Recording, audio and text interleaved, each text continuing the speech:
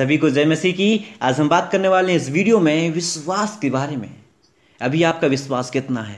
मैं आपको इस वीडियो में एक कहानी बताने वाला हूं और उस कहानी के माध्यम से ही आपका विश्वास और भी ज़्यादा मजबूत हो जाएगा। लेकिन कैसे? जरा इस तस्वीर को गौर से देखिए। पता है ये दोनों कौन हैं? जिस आदमी के हाथ में चाकू है वह इब्राहिम है और लकड़ियों के ऊपर लेटा उसका बालक इब्राहिम का बेटा है। आखिर इब्राहिम क्या कर रहा है? ऐसा लग रहा है कि वह अपने बेटे को मारने जा रहा है, मगर क्यों?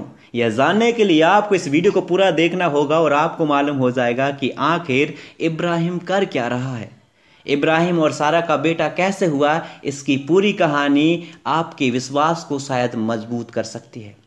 परमेश्वर ने इब्राहिम और सारा से वादा किया था कि उसका एक बेटा होगा। ऐसा होना मुश्किल लग रहा था क्योंकि इब्राहिम और सारा बहुत बूढ़े हो चुके थे।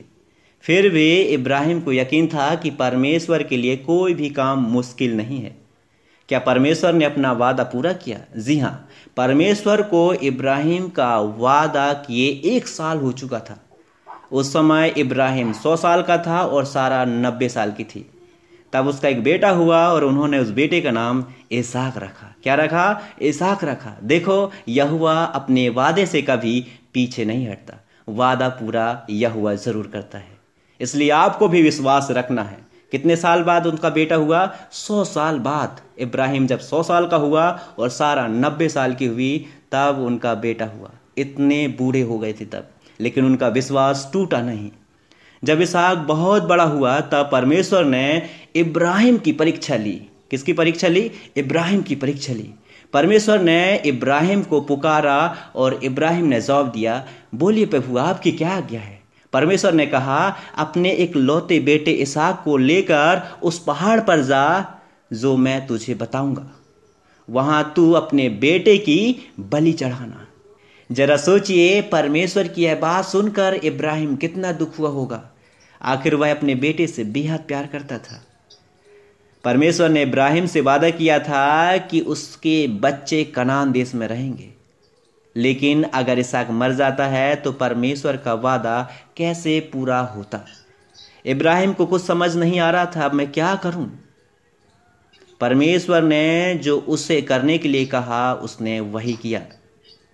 जब इब्राहिम पहाड़ पर पहुंचा तो उसने एक वेदी बनाई। वेदी उसे कहते हैं जिस पर यहोवा के लिए बलि या तोहफा चढ़ाया जाता है।